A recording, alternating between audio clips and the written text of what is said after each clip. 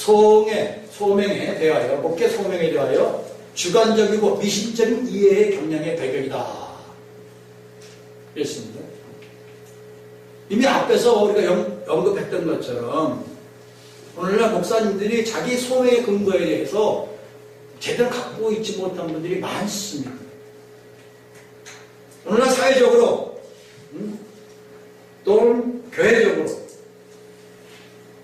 또 오순절의 유행에 따라서 목회자들이 자신의 소명에 대한 근거와 권유를 합리성을 신학에 두지 않고 개인의 경험과 자기가 소유한 영적인 은사에 드는 경향이 참 많습니다.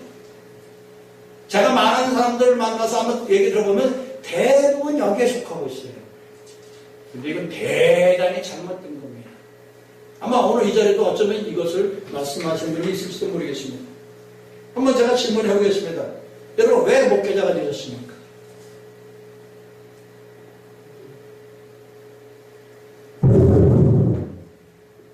나는 목회자가 되나 하나님의 음성을 들었다. 그래서 목사가 됐다는 거예요. 많이 들으셨죠, 여러분? 이런 얘기 많이 들으셨어요. 두 번째, 목회자가 되도록 다른 길을 막으셨다. 그러니까 목회자가 될 수밖에 없어, 나는. 아마 많이 들으셨을 거예요. 하나님이 특별한 영적인 은사를 주셨다. 또는 특별한 영적인 체험을 했다. 그래서 나는 목회자에게 가야 된다. 근데 이런 답변은요, 목회적 소명의 답이 될 수 없어요. 근데 많은 대다수의 사람들이 이 세 가지 답 속에 들어있다는 사실입니다. 바로 이 말씀을 하기 위해서 지금까지 긴 시간을 일반적인 소명을 내가 다뤄온 거예요. 지금. 처음부터 이 말씀 딱 내려보면 거부 반응이 올 것 같아서.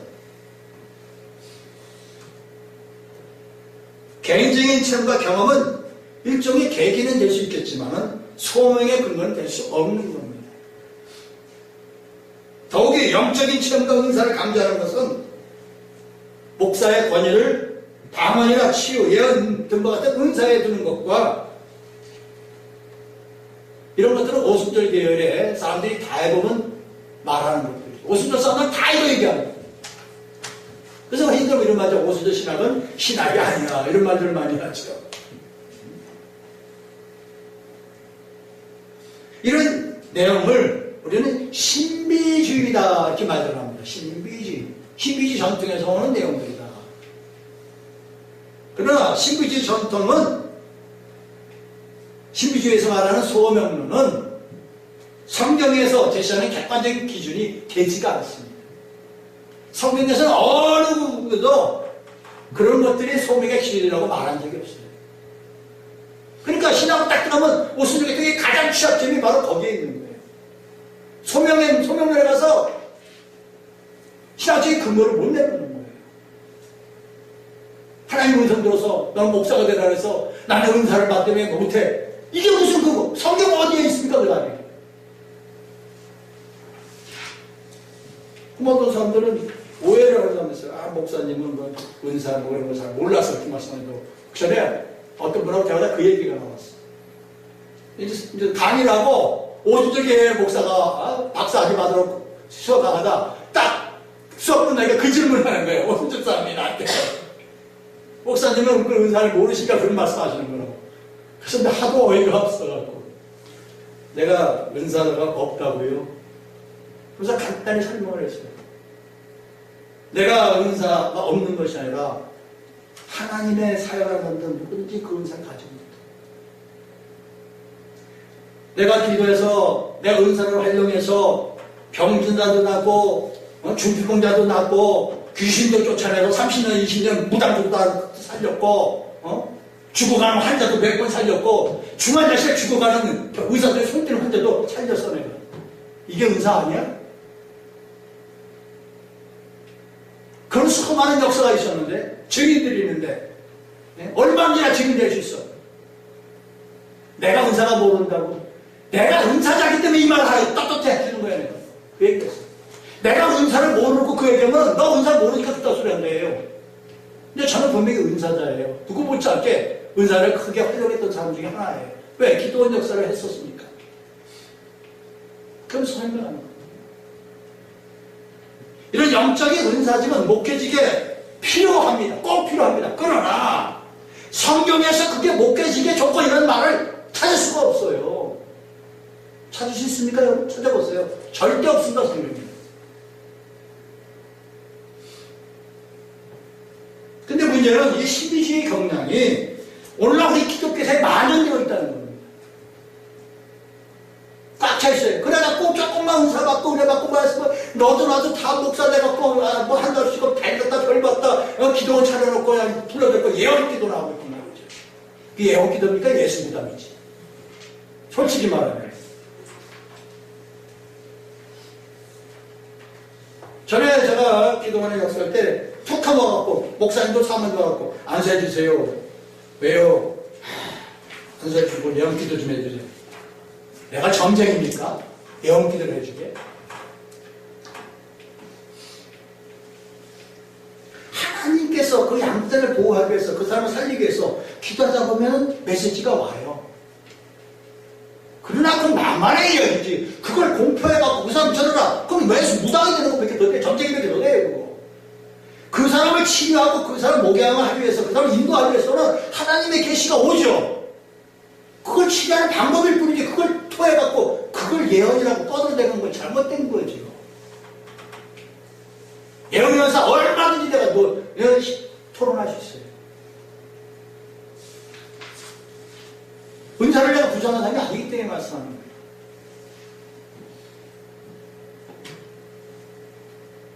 그래서 은사를 목회적인 소명으로 보는 것은 매우 위험한 발상이다라는 걸 말씀드립니다. 그 다음에 목회적 소명의 신문적 이해의 배경이다.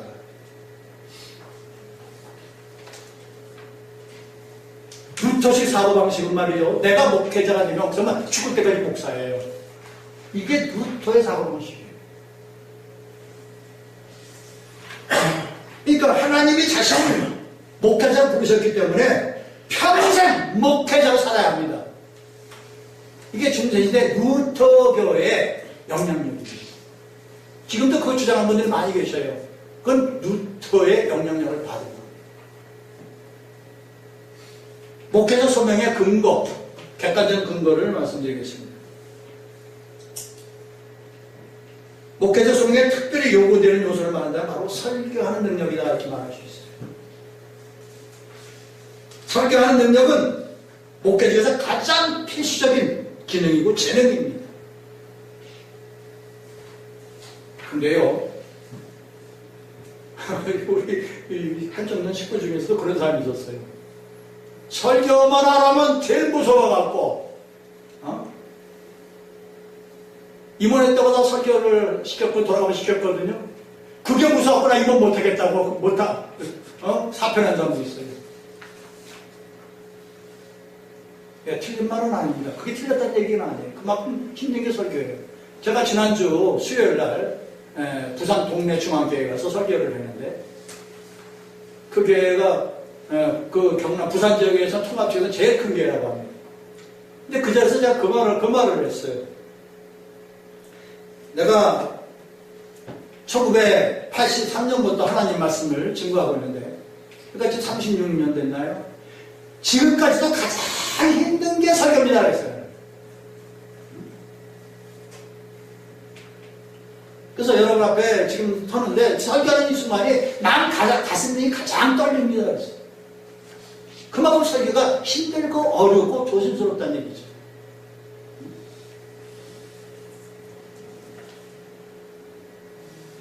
여기서 설교를 잘하고 못한다는 얘기, 그 얘기를 하자고 하는 것은 아닙니다.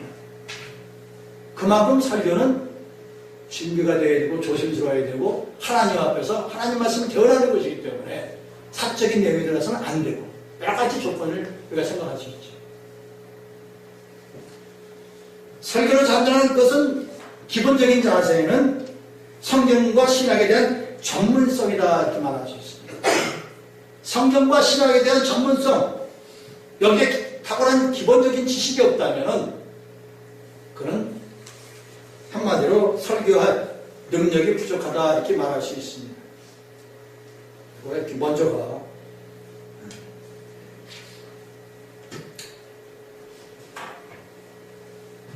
말씀을 전달하는 능력이 부족하다면 그 사람은 목사로 부르심받은 것이 아닙니다. 사실 지적인 능력이 떨어진다는 사실만으로도 그 사람은 목회자의 소명이 없다고 봐야 합니다. 무슨 얘기냐면 지적 능력과 신학적 전문성이 뛰어나다 해서 목사가 되는 것은 아닙니다. 그렇지만 그 자질들이 부족할 때 이걸 간과할 수가 없다는 거예요. 설교는 단지 예배 시간에 강단에서만 이루어지는 게 아닙니다. 그 사람의 삶 전체가 설교가 되어야 되는 거예요. 근데 그 삶 자체가 윤리적으로나 도덕적으로나 기타 등등으로 무슨 책이 잡혔다 합시다. 강단에서는 말씀이 맥히겠어요? 우리가 잘 알다시피 우리나라에 내노라는 목사님들 중에 몇 사람은 잘 나가다가 지금 삐딱선 타신 분도 여러 분 있는데 그거 맥혀요 지금? 누가 들어요 그거? 그래도 듣는 사람이 내가 가끔마다 보면 TV에 나오더라고요. 야, 참 속 뒤집어지대. 그러니까 돈 내놓으니까 방송시키겠죠.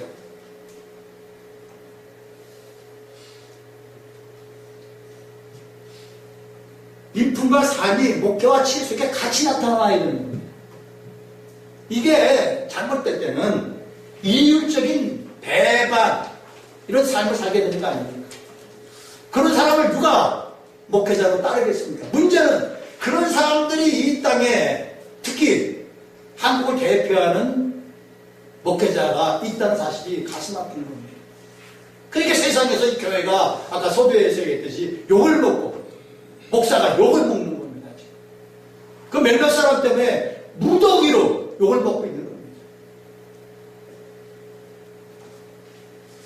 그리고 어쨌든 간에 목사가 그런 도덕적인 실수로 인하여 그 자신이 그 모습을 잃었다면 이미 설교의 효력은 정지된 겁니다. 설교의 효력이 정지되면 그 사람은 목사직을 박탈당한 겁니다. 이미. 근데 본인들은 그걸 못 깨닫고 있어요. 그러니까 지금도 방송에 나오겠죠? 이미 하나님으로부터는 박탈당한 사람이에요. 그런 사람들을 우리 성도들이 받아주면 안 되는데 받아주니까 또 방송에 나오는 건 아니겠어요. 따라서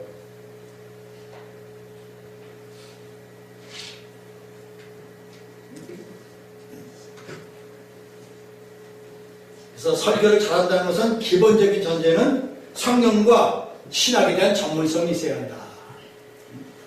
그거 없이 설교하면은 이상한 설교가 나올 수밖에 없고 이상한 행동이 나올 수밖에 없다. 그래서 설교는 단번에 완성되는 게 아니라 일생을 통하여 완성되어지는 것이다. 그래서 목회자의 가장 필수적인 기능이고 조건이 바로 설교라는 것을 말씀드리고 있는 것입니다. 그만큼 중요합니다. 그러나 이 설교를 또 다루려면 또 온전히 가기 때문에 여기서 생략을 하고 마무리를 짓도록 하겠습니다. 이제 우리 현실을 한번 진단해 보겠습니다. 그리고 우리가 나아갈 방향을 한번 생각해 보겠습니다. 지금 이 시대는 아까 서론에 얘기했듯이 우리 개혁교회들이 굉장히 위기를 맞이하고 있습니다. 첫째, 신학생 감소. 우리 강의 학자님 피부 좀 느끼시죠? 매일 신문에 강권에 뭐예요? 신문 강권이면 열심히 해야죠. 목사님뿐만이 아니에요. 다 그래요. 그래서 영호 학자님 거기도 그 학교도 그랬죠. 그래도 우리 거기는 잘 유지가 되고 시간대 보고 싶다니까 참 감사해요. 참 감사해요.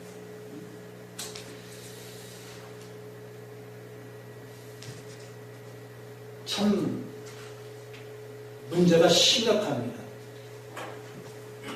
지난번에 아까 얘기했듯이 부산에서 그 주한께서 볼 때 마침 제가 그곳에 가니까 그곳에 왔다 해서 귀하신 목사님들이 여러분이 모였어요. 어디서 가서 식사하고 하면서 얘기하는 중에 그 얘기를 했어요.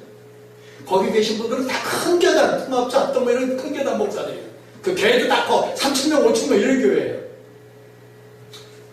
그래서 내가 잘 만났다고 물었어. 나같이 동문들 같이 공부하는 수학하는 사람도 있고 그러니까. 하나 물어보자 했더니 뭐냐. 우리나라의 교회가 몇 개야? 5만 개야 하냐? 지들 맨날 5만 개예요. 왜? 큰 교회 교회가 5만 개잖아. 그래? 그럼 내 얘기 들어봐. 교회 주소록에 있는 교회가 몇 개 같아? 몰라. 12만 개야. 그리고 교회 주소록에 들어가 있지 않은 데가 3만 개가 넘어. 그럼 몇 개야? 최하 15만 개 이상이야. 15만 개 중에 니들 대교단 5만 개야. 3분의 1밖에 안 되니네. 까불지 마. 군소교단이 10만 개야. 우리 견성대에는 몇천 명 모이는 게도 많아. 우리 한청년에도 그런 게 있어. 까불지 마. 근데 내가 할 얘기는 그 얘기가 아니고, 우리 군소교단의 모든 신학교들이 신학생들이 안 보인다. 모집이 안 된다. 신학생이 모집이 안 된다는 것은 심각한 문제예요. 무슨 문제냐? 결국 이 교회가 다 없어진다는 문제예요. 목사가 지금 교회가 없어지는 거잖아요. 근데 너 강 건너 불구경이지. 니네 옛날에 큰 교단 놈들 내가 욕 좀 하잖아요. 뭐냐 했더니 문교보다 암 넣어갖고 구수신에게 다 없애라 그랬지 그전에. 니들 신학교만 먹으려고. 그게 얼마나 네 발등 찌는지 보라고 내가 설명할 테니까 들으라고 말이야. 군소신학교가 없어지면 니들 학교도 니들 다 없어지는 거야. 기초 풀뿌리가 있어야 니들 사는 거야. 자, 보자. 왜 내 얘기가 맞는가 설명하는 거야. 첫째, 신학생이 줄어드니까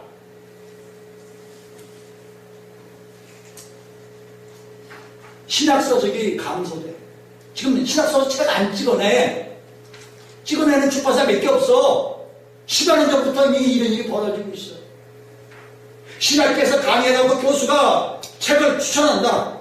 참고서적 추천한다. 가봐 도서관에 없는 책 많아 지금. 돈 주고도 못 사. 자, 신학생이 점점 책을 안 찍어내고 책 없어지면 너희 뭘로 가르칠래? 그러면 너네들이 그 신학서적이 수만 번 되면 다 찍어낼 거야, 네 교단에서? 못하지, 그거. 성경이 안 팔려가지고, 예. 기독교 회관 지하로 정성명 목사님. 예, 맞습니다. 네. 성경도 안 팔리는데 신학서적이 팔리겠냐고요, 지금. 그러니까 깜짝, 지들이 생각하지 못한 내용이에요, 지금. 자, 결국은 신학생 감소되고 신학서적 감소되니까 무슨 일이 생겨요, 앉아? 이게 왜 나와? 네. 신학서적이 없으니까 가르칠 교재가 없어요. 그래서 생각한 거예요. 나는 이것을 내면서 지금 신학서적을 소집하고 이걸 전부 스캔 뜨고 있다. 이렇게 하고 있습니다, 그죠? 그래서 지금 내가 내 컴퓨터에 있는 것을 올려드린 거예요, 지금. 스캔, 캡처하는 거예요. 지금 여기 보니까 현재 북수의 난에 용량이 146기가가 들어가 있어요. 146기가 생각이 안 나시죠? 이거 책으로 읽어도 지구에 밖으로 가요.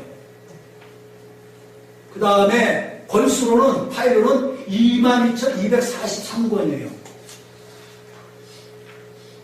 이건 좀 일반 신학서적들이 뭐 등등 이런 걸 섞인 겁니다. 또 이게 다가 아니에요. 또 스캔 뜬 게 또 하나 있는데 내 집에서 내가 스캔 뜬 것들이에요. 내 집에 스캔 뜬 것이 여기 나온 게 파일이 668개 12.4기가 이걸 하고 있어요. 지금 계속 지금 남아있는 집에 있는 책이 한 6,000권 남아있는데 계속 그것도 잘라갖고 지금 스캔을 뜨고 있어요. 스캔 잘라고 스캔 뜬 거지 지금 내 방에 몇 개 갖다 놓은 게 있어요. 한번 이따 한번 샘플 보셔요. 필요하면은 갖다 다시 재본해서 쓸 수 있습니다. 실학생도 필요하면은 갖다가 재본해서 재본이라 그걸 뭐라 그래 떡 재본이라는가 해서 쓸 수가 있습니다. 그래서 버리지 않고 있어요. 제가 혹시 신학생들한테 필요할지 몰라서. 근데 제가 이 작업을 하면서 설명을 했습니다. 지금은 이거 공개할 수가 없다. 왜냐? 저작권 때문에. 그러나 보자. 10년, 20년 뒤에 어떻게 되겠는가 생각을 해봐요. 아마 지금 우리나라에 있는 신학교 중에 7, 80%는 다 없어질 겁니다. 그 뒤는 어떻게 되겠냐? 그 세월에 가면은 이제 신학 얘기도 못 들을 거다. 심각한 문제입니다. 여러분. 현실입니다. 우리. 그래서 내가 지금 이 책을 만들려면 내가 지금 덕을 보자고 만드는 게 아니에요. 이 책 지금 이렇게 스캔 떠갖고 내가 무슨 덕을 보고 있어요. 돈은 많이 들어가요. 이거 스캔 채야 싸봐야 100몇십만 원짜리 스캔 갖다가 책 몇 번 동안 이게 망가져요. 뭐 수명이 짧아요. 수백 수천만이 들어가요. 스캔 때문에 이번이 스캐너의 값에. 그랬더니 그 얘기했더니 이번에 그 친구 목사님이, 예? 정성 목사님의 동네 중앙교회 목사님 정성 목사님 댓글 빌려서 100만 원이요. 스캐너 사서 쓰는데 고쳐 쓰십시오. 또 옆에 있던 분이 딱 500불이에요. 할렐루야. 간단히 보니까 내놓더라고요. 왜 그러냐? 나가 덕보려고 하는 것이 아니라 이렇게 해놓다가 나중에 다 사라졌을 때 내가 볼 때 앞으로 30년 내지 40년 내에 이 저작권이 다 없어집니다. 왜? 도세 저작권은 50년입니다. 성경 저작권 없어진 지 한참 됐죠? 50년이라서. 마찬가지로 신학서 저작권 다 없어집니다. 앞으로. 그때 대변은 내가 이렇게 스캔해서 자료만 남겨놓으면 그때 이걸 공개해서 쓸 수가 있다는 얘기예요. 다시 신학생 가르치고 학교 세울 수 있다는 얘기예요. 그때를 대비하면 나는 그때 없을 거예요, 이 세상에. 그죠? 그러니까 내가 덕보려고 하는 건 아니에요. 후대를 위해서 지금 그 일을 하고 있습니다. 할렐루야. 그래서 그 얘기를 해줬더니 바로 돈을 그 자리에서 100만 원 내놓더라고요. 얼마나 감사한지 몰라요. 자, 결과적으로 그러니까 이제 교회가 감사될 거예요. 필히 교회가 줄 수밖에 없어요. 목회자 많이 나고 목회하지라는 목사 많다고요? 글쎄요. 그게 이제 지금 얘기지. 얼마 가보세요. 교회 감사하고 뭐예요? 성도도 감사되겠죠. 저는 이 생각을 해요. 주님께서 내가 올 때 과연 믿음을 찾아볼 수 있겠느냐 하신 말씀이 아주 뼈저리게 와야죠. 정말 그래갖고 주님이 오시면 참 좋겠어. 자, 이대로 가다가는 뭐잖아. 일단 개혁계들이 다 살아있을지 몰라요. 거기다가 사이비젠들의 도전도 끊임없어요. 우리가 이렇게 포럼하는 이유도 바로 이런 것 때문에 포럼하고 있거든요. 여러분은 따보시지 고발운동본부 홈페이지 한번 들어가 보세요. 지금도 어제 보니까 3,100몇 명이 들어왔어. 그래. 보통 2, 3천 명이 들어오면 보통이에요. 최하 1,000명 이상이 계속 들어오는 거예요. 전화도 많이 와요. 저 어느 지역에 어느 교회 나가는데요. 오늘 우리 목사님이 이런 소리를, 이상한 소리를 해요. 그래서 저 교회 옮기려 했는데, 교회 좀 소개시켜주세요. 그 집안에 무슨 일이 내가 어떻게 알아? 그래서 그러죠. 교단을 보고 가십시오. 그럼 어떤 교단? 우리 홈페이지에 보면 WCG 지지한 교단들, 명단들 다 나와 있습니다. 내가 만든 것이 아니고 자기들이 만든 백서가 있는데 그 백서를 그대로 올려놨습니다. 그거 보고 결정하십시오. 그 백서에 들어가 있는 교단과 백서에 들어가 있는 교회와 그 목사님 교회를 떠나십시오. 그랬어요. 그래갖고 명성교회, 여의도수목교회 엄청 많이 떠났어요. 그래서 선거에 다 빠져나갔어요. 그리고 제 덕만이 목사님 누군지 아세요? 최영목 목사님이 엄청났어 우리.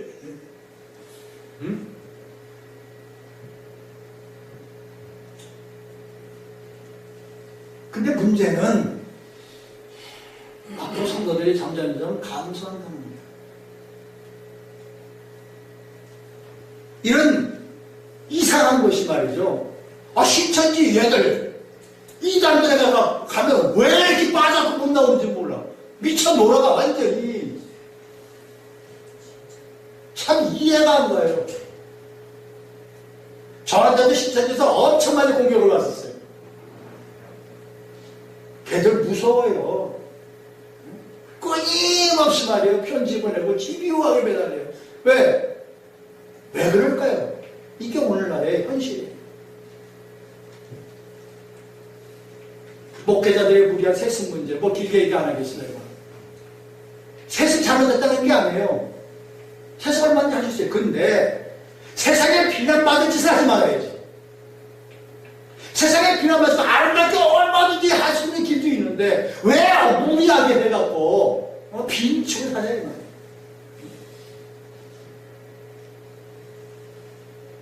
또 목회자들의 탈선, 뭐 탈선 이야기하면은 하는 것도 없어요. 참 입으로 담기 어려운 것도 많이 있어요. 이런 것들이 왜 일어나냐 이 말이죠. 그러다 보니까 세상에서 온갖 비난을 우리 교회가 다 받고 있어요. 도매금으로 목회자들이 다 받고 있어요. 어디 가서 이제 목사를 말하는 게 창피할 정도예요. 이제.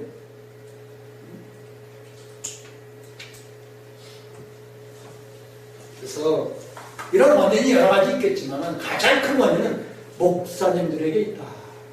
이전까지 말한 목사의 소명론이 바로 쓰질 않았어요.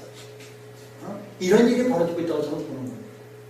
그래서 목사의 소명론이 바로 쓰지 않냐고는 이거 해결할 방법이 없어요. 제대로 이걸 이제부터라도 만들어 가야 한다는 겁니다. 교육이 돼야 되고. 이런 원인을 치료하기 위해서 제일 먼저 해야 할 일이 바로 바른 목회자를 육성해야 한다. 시작이 반이라고 했어요. 아직 때가 늦지 않았습니다. 이제라도 우리가 해야 한다는 얘기입니다. 주님이 부르신 그때까지는 우리가 최선의 노력을 해야 되지 않겠습니까? 우리 한 청년에서 지금 위원회를 이렇게 조직을 하고 있는데요. 지금 많은 분들이 함께해서 지금 계속 위원회를 짜가고 있습니다. 지금 보시면은 이렇게 지금 하나, 둘, 셋, 넷, 다섯, 여섯. 하나, 둘, 셋, 넷, 다섯, 여섯, 일곱, 여덟, 아홉. 이거 18. 이제 18 중에 아직 미지를 3개. 현재 15개가 만들어졌네요. 위원회가. 앞으로도 계속 만들 겁니다. 전에 한기호 상임회의 때 그 대표장 나와서 제가 약속한 게 있어요. 우리 강현성 목사님 기억나시죠? 정견 발표 때 발표한대요. 그 당시에 모든 임원이 쭈글락쭈글락쭈글 하고 모든 일을 했어요. 그랬죠. 지금도 마찬가지고. 서영 목사님 기억나시죠? 제가 그때 정견 발표 때 약속했던 거.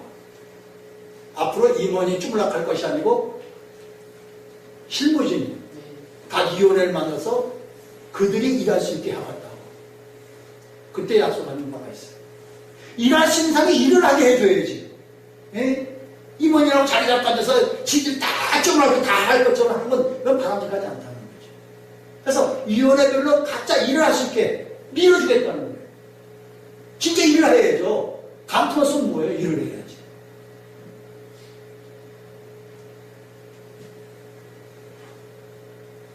그러기 위해서는 첫째 신학생을 바르게 교수해야 한다. 그러려면 바른 교육관도 필요합니다. 아까 얘기했듯이 신학교가 다 없어지고 있어요. 그래서 신학교 유지할 수가 없어요. 그래서 생각하는 겁니다. 우리 한천년이 본부에서 신학교를 운영하자. 각 총회에서 위탁받아서 한 곳에서 교육시켜갖고 교수는 각 총회에서 지원해서 자발적으로 나오시면 되니까. 그래서 정말 핵심적으로 제대로 교육시켜서 다시 되돌려 보내는데 각 파수만 교단으로 다시 보내는. 그러니까 여기는 학사관리만 하고 모든 총회 노예관리는 각 총회에서 하는 거죠. 그러니까 총회에서 신학생들 보내지 못한 이유가 뭐예요? 신학생 뺏기 까먹고 보내는 거잖아요. 근데 뺏기 감정가 없는 거예요. 여기는. 그렇죠? 본부로 와서 뺏기는 거죠. 그래서 제대로 정말 제대로 교육시켜서 다시 원래 총회를 돌려보내서 거기서 사역할 수 있는 이런 사명자를 미래의 사역자를 길러내자는 겁니다. 우리 하신 목사님이 미래의 사역자를 만들어내야 한다는 것이 맞습니다. 이건 우리가 이제라도 준비 안 하면 미래 우리 교회는 미래가 없는 거예요.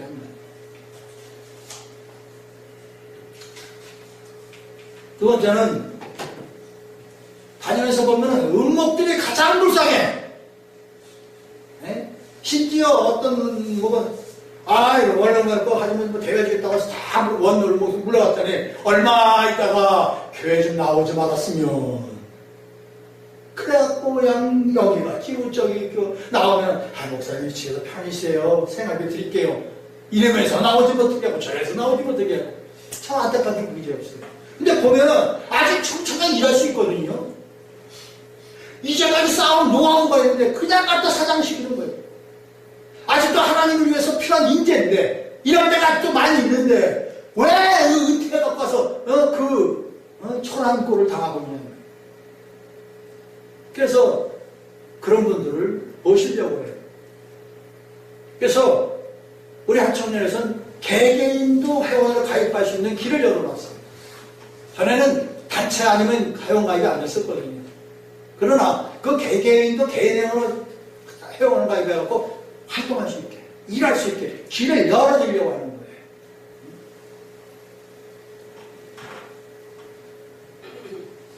세 번째,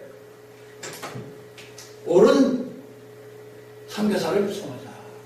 제가 선교지를 몇 번 지원하다가 방문도 해보고 그랬습니다만, 한 번은 어느 지역 가서 선교를 하고 필요하다고 해서 50km에서 바리바리 싸갖고 갔어요. 가서 응하시겠다고 그랬는데, 또 가서 계속적인 선교를 하기 위해서 망고나무죠, 망고나무. 그죠?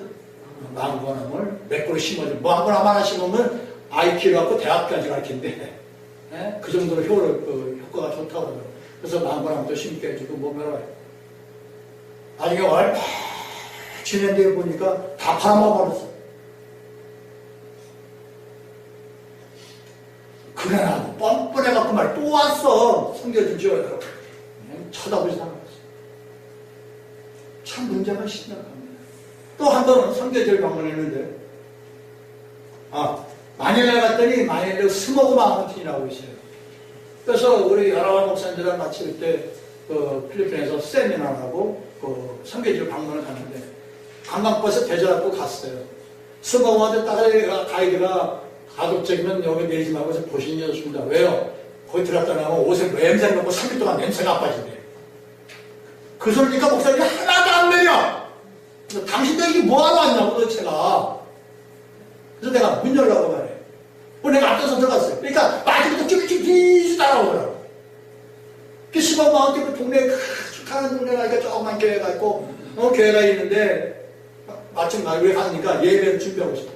예배를 드는데 악기도 두들겨 맞추고 하는데 제대로 된 악기가 어디 있겠어요. 그런데 찬양을 잘 움직이는 거예요. 그냥.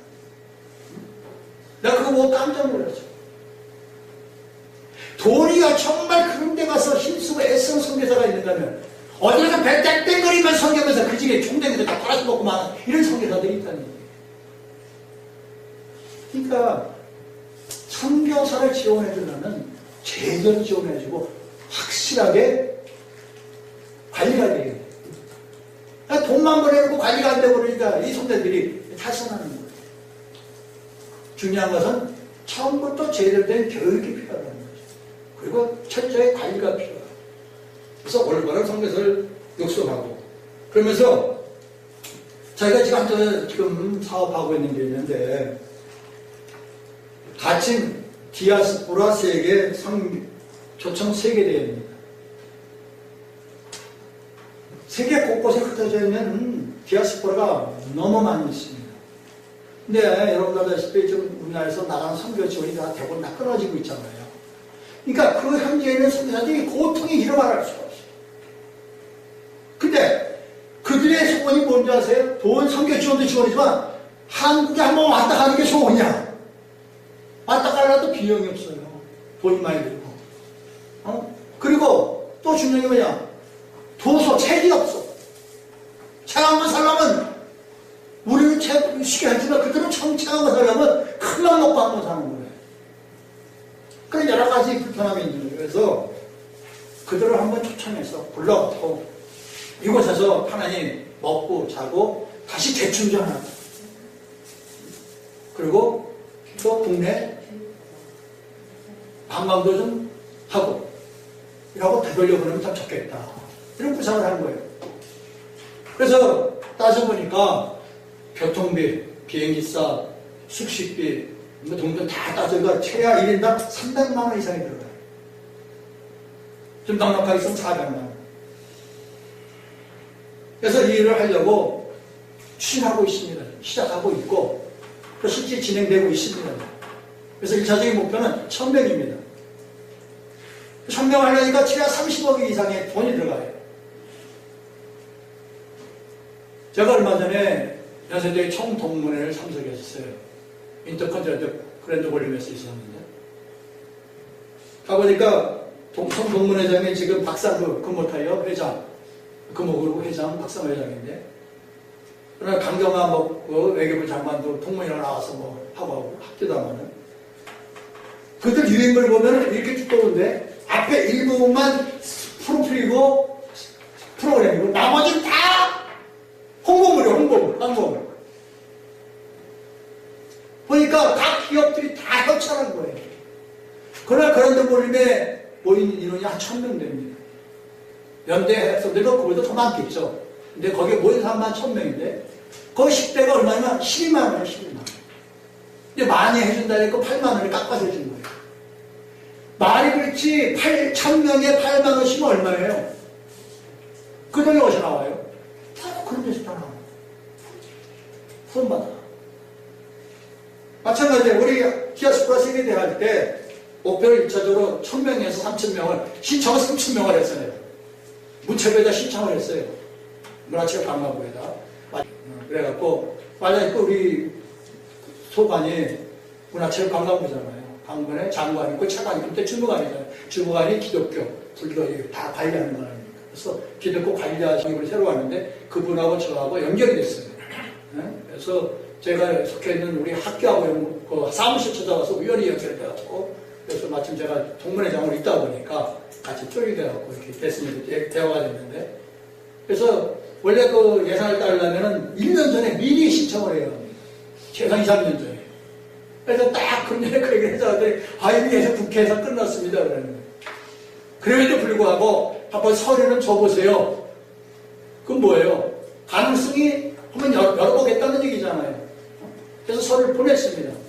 그래서 잘 되면 금년에 할 수 있고 안 되면 내년에 할 수 있고 또 그것뿐만이 아니라 지방자치 뭐 제주시라든가 부산시라든가 인천시라든가 이런 지방자치에서 우리가 협찬받아서 할 수가 있어요.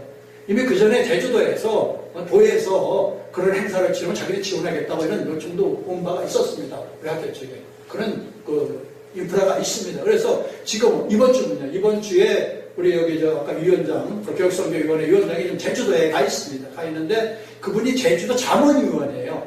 그래서 한 달에 한 번씩 일주일간 자문을 갑니다. 그래서 이번에 오달 줬어요. 제주도에 가면 오달 따갖고 와라. 제주도 지원을 받아갖고 와라. 이런 행사를 제주도에 했다니까 전에 니들이 행사 해야겠다고 요청이 왔는데 그때는 제가 동문회장으로 안 있어갖고 그 행사를 못 치렀어요. 내가 동문회장이었으면 그거 했을 겁니다. 행사를 못했는데 그때 요청이 왔던 걸 다시 리바브를 해갖고 할 수 있으니까 이번에 가서 한번 의논해봐라 해서 저 오다 갖고 지금 진행하고 있습니다. 이런 식으로 또 여러분들이 아시는 지방자치장들에게 연결해서 할 수 있습니다. 우리 법제 이점이 뭡니까? 바로 그거거든요. 그래 하고 이런 여러 가지 하면은 그 30억 얼마든지 만들 수 있습니다. 할렐루야. 그래서 그 대신에 이번에 그 세미나, 특별 세미나를 하면서 강사들을 세계적인 석학과 세계적인 인문들을 초청할 겁니다. 정말 그분들이 이 나라에 오면 대통령까지도 와서 마중할 정도로 이런 인물을 초청할 겁니다. 그럴 길이 있어요. 그래서 그런 사람들 초청하니까 정부, 기획재정부, 문화체육부 이런 장차관들을 동원해서 그 행사를 치를 겁니다. 그러면은 우리 선교사들이 디아스포라도 와갖고 신받고 가는 거예요. 그 나라 가서 힘있게 선교하는 거예요. 야, 우리 한국에서 우리 이렇게 밀어주고 이런다. 이게 필요하거든, 이게요. 우리 선교사 나가갖고 성공한 데는요, 그 나라에 선교해갖고 그 나라에 요직에 들어가 있습니다. 그런 공무원들 많이 있어요. 그 사람도 초청하는 거야, 나. 초청해갖고 여기서 보여주는 거야. 그 선교사를 한마디로 띄워주는 거예요. 어떠세요? 우리 세계 선교, 하시는 분. 그러면 그 선교사가 힘을 받으면요, 여기서 힘 받고 가면 많은 영혼 구원합니다. 할렐루야. 우리가 마지막까지 할 수 있는 게 그런 것들 아니겠어요? 그래서 이런 것들을 계속 구상하고 좀 진행하고 있습니다. 여러분 기도 많이 해주시고 꼭 성공할 수 있도록 역사해 주시기 바랍니다. 이 모든 사업은 오직 주님의 영광을 위하여서 진행하고 또 합니다. 절대로 빗나가서는 아니 될 줄로 믿습니다. 찬양하나 부르고 마치겠습니다.